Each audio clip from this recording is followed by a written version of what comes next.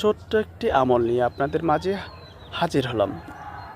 আমল করলে আপনি উপকৃত হবেন, শেয়ার করলে অন্য উপকৃত হবে। তো আমরা নিয়ত করে আমলটি করবেন ইনশাআল্লাহ। তো রাসূল আকরাম সাল্লাল্লাহু আলাইহি ওয়াসাল্লাম ইরশাদ ফরমায়াছেন, যে ব্যক্তি এই দোয়া পাঠ করবে সকল প্রকার বিপদ থেকে সে রক্ষা পাবে।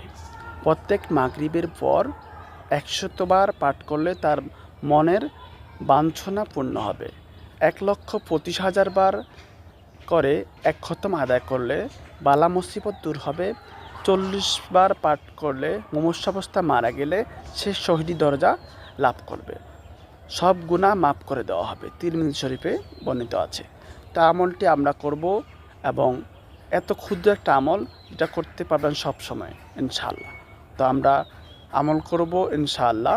আমলটি হচ্ছে লা ইলাহা ইল্লা আনতা সুবহানাকা ইন্নী কুনতু মিনাজ জালিমিন। ভিডিওটি ভালো লাগলে শেয়ার করে অন্য বন্ধুকে দেখার সুযোগ করে